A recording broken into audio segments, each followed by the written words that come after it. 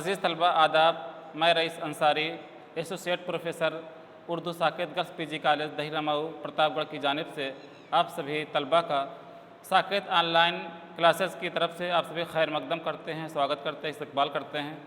अज़ीज़ तलबा, आज के मैं मौज़ूआत की शुरुआत करूँ उससे कबल ये कि आपसे एक मुअद्दबाना और एक मुअज़्ज़ज़ाना गुजारिश है कि आप हमारे इस चैनल को सब्सक्राइब करें, लाइक करें, कमेंट करें और शेयर करें। अज़ीज़ तलबा, जैसा कि आप स्क्रीन पर देख पा रहे हैं, आज का मौजू मेरा दास्तान से मुतालिक 3 मौज़ूआत पर हमें गुफ्तगू करना है। सबसे पहला मौजू हमारा है सबरस, जिसे मुल्ला वजही ने लिखा है। दूसरा मौजू है बागो बहार, जिसे मीर अमन ने लिखा है। और तीसरा मौजू है फसानाए अजायब, जिसे रज्जब अली बेग सुरूर ने लिखा है। मैं इन तमाम दास्तानों से मुतालिक गुफ्तगू करूँ उससे पहले दास्तान क्या चीज़ है, दास्तान किसे कहते हैं, दास्तान उर्दू अदब में कैसे आई, क्या मकाम रहा, जैसी चीज़ों पर मुख्तसर रोशनी डालने के बाद मैं इन तमाम दास्तानों पर रोशनी डालूँगा। दास्तान अज़ीज़ तलबा ज़माने क़दीम की एक बहुत ही ज़माने क़दीम की एक सिन्फ़ सुख़न है। एक तरह से इस सिन्फ़ को उर्दू नसरी असनाफ़ में सबसे क़दीम सिन्फ़ सुख़न करार दिया गया है। ये उस ज़माने की पैदावार है जिस ज़माने में इंसान के पास मसरूफ़ियत नहीं थी, काम नहीं थे, वक्त ज़्यादा थे। ऐसे वक्त में इंसान जब दिन का थका हारा शाम को घर लौटता तो उसके पास कोई काम नहीं हुआ करता था, तो वो जो है घर के बाहर अंगीठियाँ जलाकर दोस्त अहबाब रिश्तेदार अज़ीज़ व क़ारिब को इकट्ठा करके लंबी लंबी दास्तानें सुनाता था। और उस दास्तान को सुनने और सुनाने में काफ़ी वक्त लगता था, और उस चीज़ को जब अदबी शक्ल दे दी गई तो उस चीज़ को फिर दास्तान कहलाया। लेकिन ये रिवायत और ये दास्तानी परंपरा, रिवायत, ट्रेडिशन बहुत दिनों तक कायम नहीं रही, क्योंकि उसके बाद धीरे धीरे साइंस और टेक्नोलॉजी का ज़माना आ गया, लोग उसकी तरफ मुतवज्जे हो गए और धीरे धीरे दास्तान या सिर्फ दास्तान का ज़वाल होना शुरू हो गया। लेकिन दास्तान उर्दू अदब की एक अहम सिन्फ़ सुख़न है, इस चीज़ से हम इनकार नहीं कर सकते। बहरहाल तमाम बहुत सारे दास्तान लिखे गए, फिर दास्तान के बाद नावल आया, नावल के बाद अफसाना आया, धीरे धीरे एक के बाद एक चीज़ें आती रहीं। तीनों का ताल्लुक़ दास्तान ही से है। मैं अब इस पर गुफ्तगू करने के बाद अब सीधे सीधे आ रहे हैं आपके असल मौजू सबरस और मुल्ला वजही। मैं सबरस से मुताल्लिक़ अपनी बातें अर्ज़ करूं उससे पहले मैं ये चाहता हूं कि आपके सामने सबसे पहले हम सबरस के मुसन्निफ़ इन्हें जिसे मुल्ला वजही कहते हैं मुख्तसर में, इनका पूरा नाम, कब पैदा हुए, कहाँ पैदा हुए, सबरस को उन्होंने कब लिखा, किस सन में लिखा, किसकी फरमाइश पर लिखा, जैसे चीज़ों की अहम और ज़रूरी मालूमात आपके सामने पेश कर रहा हूँ। अज़ीज़ तलबा, आप हमेशा ये पढ़ते चलें वजही वजही वजही, लेकिन इनका असल नाम जो था असदुल्ला था और तखल्लुस वजही था। वजही इनका तखल्लुस था, लेकिन वजही से मुताल्लिक़ भी डॉक्टर जमील जालवी का मानना है कि मुल्ला असदुल्ला वजही ने 3 तखल्लुस अख्तियार किए थे। कहीं कहीं वजही लिखे हैं, कहीं कहीं वजीह लिखे हैं और कहीं कहीं वजीह लिखे हैं। इस तरह से उन्होंने 3 तखल्लुस का इस्तेमाल किए हैं। वजही इब्राहिम कुतुब शाह के दौर में गोलकुंडा में 1556 ईस्वी में पैदा हुए। एक सवाल याद रखिएगा कि वजही किस सन पैदा हुए, तो वजही और किस बादशाह के सन पैदा हुए, 2 सवाल इसमें हैं। तो मुल्ला वजही कुली इब्राहिम कुतुब शाह के दौर में गोलकुंडा में पैदा हुए थे। वजही ने अपने एक फ़ारसी शेर में अपनी जाय पैदाइश हिंदुस्तान और आबाई वतन खरासन भी बताया है। जमील जालबी के मुताबिक वजही की तारीख़ पैदाइश 1070 हिजरी है, 1070 हिजरी है और 1639 ईस्वी है। वजही मोहम्मद कुली कुतुब शाह का दरबारी शायर था। कुली कुतुब शाह वजही मोहम्मद कुली कुतुब शाह का दरबारी शायर था और दरबारी शायर होने के नाते कुली कुतुब शाह ने वजही को मुल्कुल शोरा के एजाज़ से भी नवाजा था। वजही न सिर्फ शायरी के मैदान में एक अहम मकाम रखता है, बल्कि वजही उर्दू अदब का वो शायर है जिसे उर्दू नस्र और उर्दू नज़्म दोनों में यकसा अबूर हासिल था। वजही बहुत ही तबही मिजाज का शख्स था। अब मैं उसकी जो मायानाज़ तसनीफ़, जिसे उर्दू अदब के एक सिर्फ अहम दास्तान ही नहीं बल्कि इस दास्तान को उर्दू अदब का अव्वलिन नस्री दास्तान होने का भी शर्फ हासिल है, या दक्कन की पहले नस्री दास्तान होने का शर्फ हासिल है, सबरस से मुताल्लिक़ कुछ बातें आपके सामने पेश करने जा रहा हूँ। सबरस मुल्ला वजही ने 1045 हिजरी में और 1635 ईस्वी में तहरीर किया था, और ये उर्दू अदब की पहली नस्री दास्तान है, दक्कन की पहली नस्री दास्तान है, उर्दू की पहली दास्तान है। साथ ही साथ ये उर्दू अदब की पहली नस्री और तमसीली दास्तान है।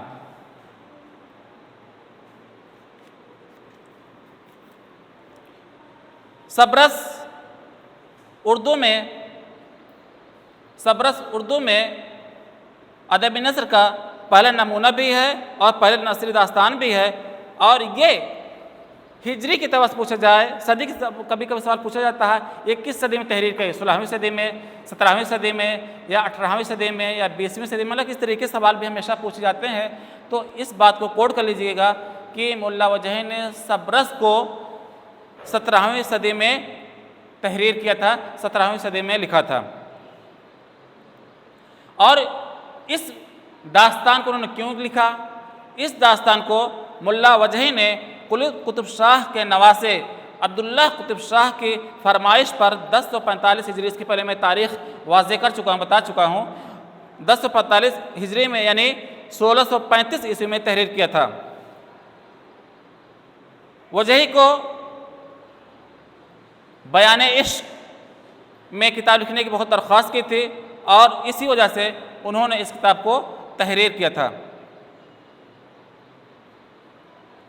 सबरस में आब हयात की तलाश पर कम तवज्जो दी गई है, और इस किताब में हुस्न व इश्क की बातों पर ज़्यादा जोर दिया गया है। सबरस दक्कनी ज़बान की पहली दास्तानी नहीं बल्कि पहली तमसील भी है, जिसमें हुस्न और इश्क दोनों की लड़ाइयों को, दोनों मार्का को पेश किया गया है। और इश्क और दिल के मार्के को किसी की सूरत में या कुछ किसी की शक्ल में पेश किया गया है। सबरस में इश्क, अक्ल, दिल, हुस्न, वफा, महर और वहम जैसे वगैरह मुजरिद ख्यालात को इंसानी किरदार में ढाल करके रमज़िया अंदाज में पेश किया गया है। वजही ने इस किस्से को उन्वान सबरस इसलिए रखा कि इसने सारी ज़िंदगी खुसूसन इश्क से मुताल्लिक़ सारे रस यानी मोहब्बत, इताअत, कुर्बानी, रश्क, रकाबत, विशाल, खुशी और गम को उन तमाम जज्बों की माखज़ यानी कि हुस्न और इश्क के पैराई में ढाल करके इसे सबरस के नाम दे करके उर्दू अदब में एक नए बाब को इजाफ़ा किया है। वजही का जो उसलूब निगारिश है दास्तान का, वो दास्तान और इशाई दोनों से इबारत है। और अगर इस सबरस दास्तान की खुलासे की बात करें तो इस दास्तान के खुलासा या सेंट्रल आइडिया कहते हैं, यूँ है कि मुल्क सिस्तान एक मुल्क है जिस मुल्क का नाम सिस्तान है, और सिस्तान के जो बादशाह था उसका नाम अक्ल था, यानी जिसको अभी मैंने कहा तमसीली अंदाज में अक्ल को, दिल को, हुस्न को, इन तमाम चीज़ों को जिस्म यानी इंसानी रूप देकर, इंसानी शक्ल देकर के पेश किया गया है। इन चीज़ों को इंसानी शक्ल के किरदार के रूप में पेश किया गया है। तो एक मुल्क है और उस मुल्क का नाम सिस्तान है, और वहाँ बादशाह का नाम अक्ल है, और अक्ल का बेटा दिल है, जो कि इलाकाए खतन का हुक्मरान है, वहाँ का बादशाह है। और वह यानी दिल जो है आब हयात की तलाश करना चाहता है। आब हयात के माने वो चीज़ होता है जिसको इंसान एक बार पी ले तो उसके पीने के बाद उसकी मौत नहीं आती, जिसे हिंदी। अजीज़ तलबा, सब्र से मुताल्लिक अभी बहुत सारी बातें आपके सामने पेश की, लेकिन कुछ अहम और ज़रूरी बातें हैं जो मैं आपके सामने पेश कर दे रहा हूँ। अक्सर बशतर इम्तहानात में ये सवाल उठाए जाते हैं, पूछे जाते हैं। जैसे एक सवाल पूछा जाता है कभी कभी कि अक्ल किस बादशाह, अक्ल कहाँ का बादशाह था? तो अक्ल मुल्क सिस्तान का बादशाह था और उसके बेटे का नाम दिल था। कभी कभी ये पूछा बेटे का नाम क्या था, या अक्ल और दिल के दरमियान क्या रिश्ते थे? तो अक्ल और दिल के दरमियान बाप और बेटे का रिश्ता था, और जो दिल था वो मुल्क के खतन का बादशाह था। इसके बाद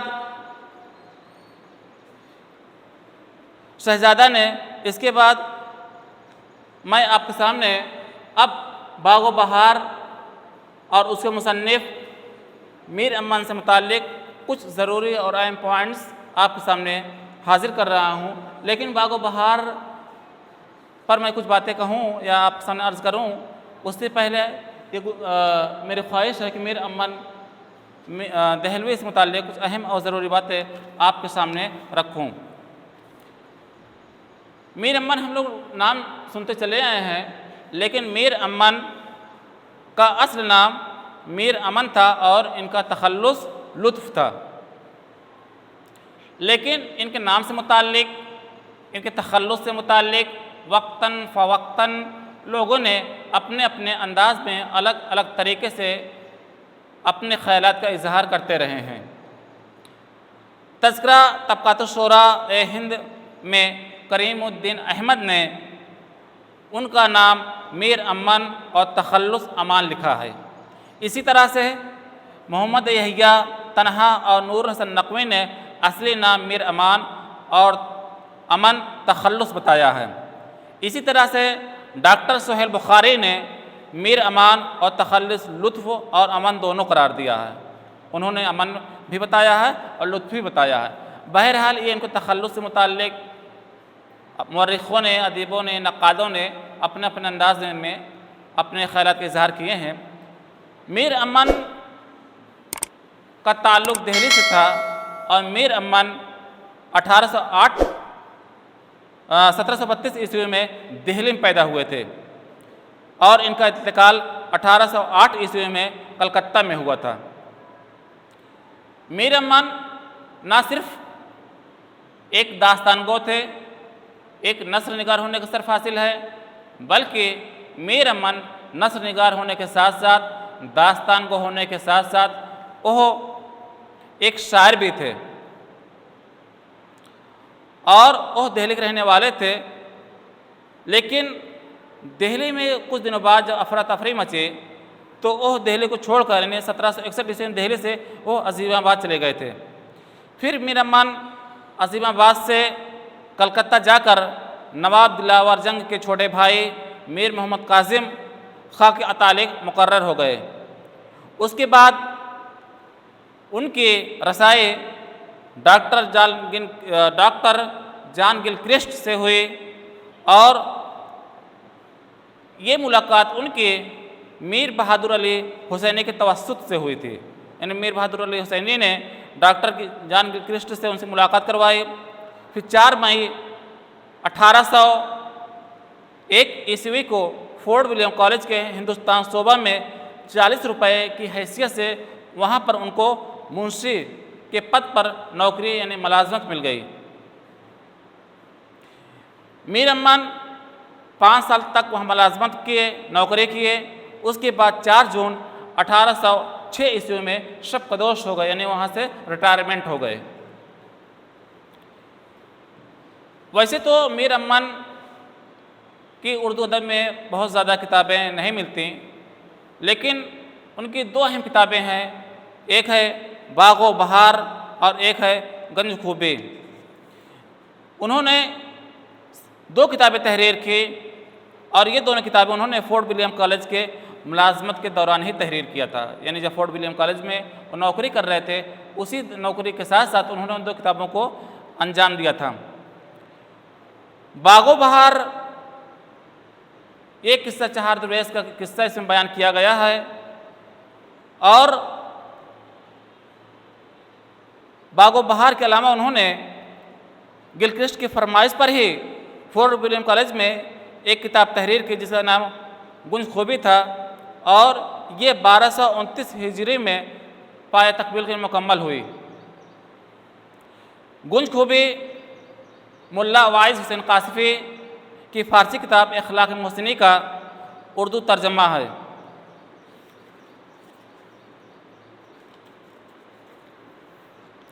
जमील जालबी ने इस किताब को सफ़ा नंबर 424 जिल्द सोम में इस बात को वाज़े किया है, और यूजीसी के मुताबिक, जो यूजीसी मानती है उसके मुताबिक गुंज खूबी अनवार सहेली का तर्जुमा। बहरहाल ये अपना अपना लोगों का नज़रिया है। जमील जालबी के मुताबिक ये जो है किसी और चीज़ का तर्जुमा है, और यूजीसी नेट के मुताबिक जो संस्था है हिंदुस्तान में उसके मुताबिक ये अनवार सहेली का तर्जुमा है। मीर अमन से मुताल्लिक़ वक्तन फ़वक्तन तमाम नाक़िदों ने, अदीबों ने अपने अपने ख़यालात का इजहार करते रहे। जैसा कि हसन फ़ारूक़ी ने लिखा, मीर अमन ने नावल के लिए मौजू ज़बान की बुनियाद डाली। हसन फ़ारूक़ी के ख़यालात है कि एक नावल के लिए किस तरीके से ज़बान बेहतर हो सकती है या किस तरीके से ज़बान बेहतर है, उस चीज़ की अगर बुनियाद निगारों में किसी का नाम लिया जा सकता तो मीर अमन दहलवी हैं। इसी तरीके से डॉक्टर ज्ञानचंद्र जैन ने अपने ख़यालात का इजहार यूँ किया कि मीर अगर अहले ज़बान थे तो मीर खालिक ज़बान। उनका कहना था मीर मीर तकी मीर अगर अहले ज़बान है तो मीर अमन खालिक ज़बान, यानी उस ज़बान को पैदावार है, उसके वो खालिक हैं। सर सैयद अहमद ख़ान ने एक जगह अपने ख़यालात का इजहार यूँ किया कि मीर अमन को उर्दू नस्र में वही मर्तबा हासिल है जो मीर तकी मीर को उर्दू शायरी में हासिल है। यानी उनके ख़यालात उन्होंने यूँ बयां किया कि जिस तरीके से खुदाए सुखन मीर तकी मीर को उर्दू शायरी में मर्तबा हासिल है, वही मकाम, वही मर्तबा, वही बुलंदी मीर अमन को उर्दू नस्र में हासिल है। डॉक्टर हसन फ़ारूक़ी एक जगह और यूँ फरमाते हैं कि मीर अमन के यहाँ मकालमा और बयान की ज़बान एक ही है। खैर, ये उनके हालत ज़िंदगी का मुख्तसर सा तारुफ आपके सामने हमने अर्ज़ किया। अब आइए हम उनके बागो बहार से मुताल्लिक़ कुछ अहम और ज़रूरी बातें आपके सामने पेश कर रहे हैं। बागो बहार एक बहुत ही मुश्किल और बहुत पेचीदा क्वेश्चन है। अक्सर कन्फ्यूज़न लोगों को रहता है, इस सवाल गलत करके आते हैं कि बागो बहार में कितने किस्से बयान किए गए हैं। तो बागो बहार किस्से चहार दरवेश का आज़ाद तर्जुमा है। अब चहार लफ्ज़ आने की वजह से हमारे जहन में ये बात फ़ौरन आ जाती है कि इसमें चार किस्से बयान हुए, लेकिन इस दास्तान में 4 नहीं बल्कि 5 किस्से बयान हुए हैं। इस बात को हमेशा आप लोग जहन में रखिएगा, 4 किस्से नहीं बल्कि 5 किस्से बयान हुए। जैसा कि नज़ीर अकबराबादी के साथ लोग कन्फ्यूज़ हो जाते हैं। नज़ीर अकबराबादी के साथ अकबराबाद लफ्ज़ लगा हुआ है, सवाल किया जाता है नज़ीर अकबराबादी कहाँ पैदा हुए, तो ज़्यादातर लोग अकबराबाद या आगरा निशान लगा कर चले जाते हैं, लेकिन उनकी पैदाइश हकीकी तौर पर आगरा में हुई थी। उसी तरीके से किस्सा बागो बहार में 4 किस्से नहीं बल्कि इस दास्तान में 5 किस्सों का जिक्र किया गया है। और ये किताब फोर्ट विलियम कॉलेज के तहत मीर अमन 1802 ईस्वी में लिखना शुरू किए थे और 804 ईस्वी में इस किताब को मुकम्मल किया था। बागो बहार को उर्दू अदब में, या हम यूँ कहते उर्दू नस्र में, जदीद उस उर्दू नस्र का अगर अव्वल सफ़ा कह दिया जाए तो बचा ना होगा। इस किताब को फोर्ट विलियम कॉलेज में जॉन गिलक्रिस्ट की फरमाइश पर लिखा गया था।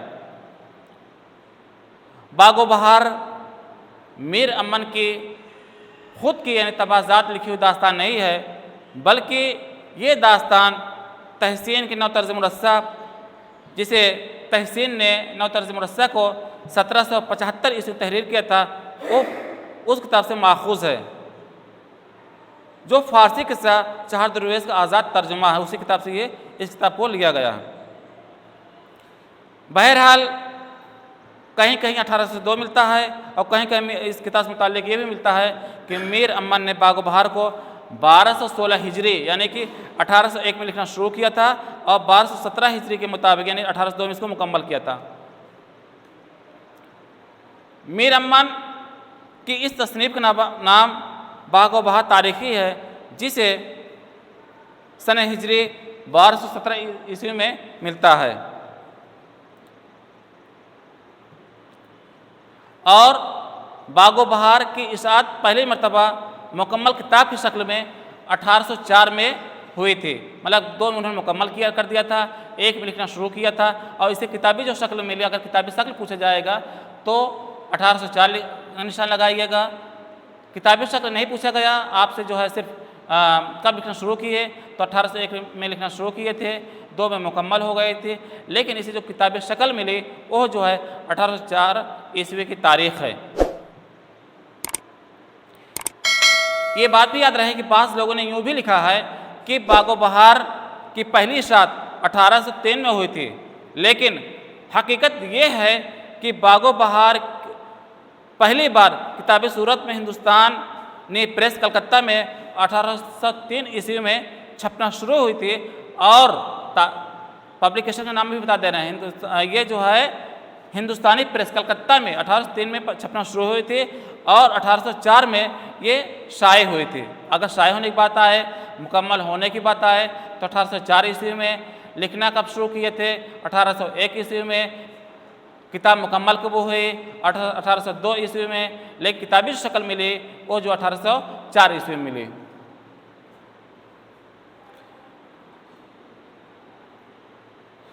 फोर्ट विलियम कॉलेज काउंसिल ने बागो बहार के इनाम के लिए 31 अगस्त 1802 को मुंतखब किया था और बागो बहार के आखिर में लास्ट में गिलक्रिस्ट के लिखा हुआ एक नातमाम पेश लफ्ज़ भी है। बागो बहार गिलक्रिस्ट का लिखा हुआ एक नातमाम पेश लफ्ज़ भी इसमें पेश किया गया है और इस किताब को मीर अमन की ज़िंदगी में ही अंग्रेज़ी ज़बान में तर्जुमा हो गया था। बागो बहार का तर्जुमा फ्रांसीसी, पुर्तगाल और लातीनी ज़बान में भी हो चुका है। बागो बहार में दिल्ली की मुआशरत की अक्कासी भी मिलती है। यानी बागो बहार का जब हम मुताला करते हैं तो बागो बहार मुताला के साथ साथ हमें दिल्ली की तहज़ीब व तमद्दुन, रहन सहन, तौर तरीक़ा, रस्म व रिवाज, शादी विवाह, खुशी गम जैसे मौज़ूआत की चीज़ें भी इसके साथ साथ उस ज़माने का जो इनकलाब हुआ था उस चीज़ का भी ज़िक्र हमें इन दास्तानों में मीर अमन की दास्तान बागो बहार में देखने को मिलता है। इसके बाद आइए जो तीसरी दास्तान है फसाना अजायब, जिसे रज्जब अली बेग सुरूर ने तहरीर किया था। रज्जब अली बेग सुरूर इनका नाम था, रज्जब अली इनका नाम था और इनका तखल्लुस सुरूर था। सुरूर 1200 हिजरी यानी 1786 ईस्वी में लखनऊ पैदा हुए थे। इसमें बड़े ख़ास बात है, मीर अमन ने जो बागो बहार लिखा, बागो बहार में हम दहलवी तहज़ीब व तमद्दुन, रस्म व रिवाज, रहन सहन, तौर तरीक़ा जैसे मौज़ूआत के पर हमें रोशनी मिलती है। और रज्जब अली बेग सुरूर की जब दास्तान फसाना अजायब का मुताला करते हैं, पढ़ते हैं, तो इस दास्तान में फसाना अजायब दास्तान में हमें लखनवी तहज़ीब, तमद्दुन, रहन सहन, तौर तरीक़ा, रस्म व रिवाज, खुशी गम, मेले ठेले जैसे मौज़ूआत पर हमें इस किताब को मुताला करने के बाद उस दौर का तौर तरीक़ा मालूम होता है। सुरूर का इंतकाल 1869 ईस्वी में बनारस में हुआ और बनारस में ही उनको दफनाया गया था। सुरूर के वालिद का नाम मिर्ज़ा असगर अली बेग था और उनकी तालीम व तरबियत दिल्ली में हुई थी। सुरूर साहब ने तो इसे तो उर्दू में मुतअद्दिद किताबें तसनीफ़ किए हैं, लेकिन तमाम किताबों का यहाँ मज़कूर नामुमकिन है, उनकी एक अहम किताब जिसे फसाना अजाब और इसी किताब से उनकी जो पहचान बने, उस किताब से मुताल्लिक़ कुछ ख़ास बातें आपके सामने हम पेश कर रहे हैं। इस किताब को यानी फसाना अजायब किताब को रजब अली बेग सुरूर ने 1240 हिजरी में यानी 1824 ईस्वी में तहरीक किया था और यह सुरूर साहब की पहली किताब है। अजीज़ तलबा, आज आपके सामने हमने सबरस, मुल्ला उजही की तसनीफ़, बागो बहार, मेरे अम्मन की तसनीफ़ और फसाना अजाब रजब अली बेग सुरूर की तसनीफ़ से मुताल्लिक़ अहम और ज़रूरी बातें आपके सामने पेश की। उम्मीद करता हूँ कि आप लोग आज की इस लेक्चर से, आज के इस तकरीर से आप लोग मुस्तफ़ीद हुए होंगे। इंशाअल्लाह फिर हम आगे इसी तरह की वीडियो लेकर हाजिर होते रहेंगे। आपसे फिर एक बार मुअद्दबाना और आज़िज़ाना गुजारिश है कि हमारे इस चैनल को सब्सक्राइब करें, लाइक करें, शेयर करें, कमेंट करें। शुक्रिया। इस वीडियो को अपने दोस्तों के साथ ज़रूर शेयर कीजिए।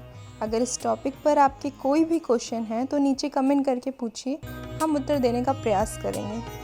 और अगर आपने अभी तक हमारे चैनल को सब्सक्राइब नहीं किया है तो तुरंत सब्सक्राइब करिए, साथ ही बेल आइकन पर क्लिक करें ताकि आगे आने वाले सभी वीडियो आप तक पहुंचते रहें और आप हमसे यूं ही जुड़ें।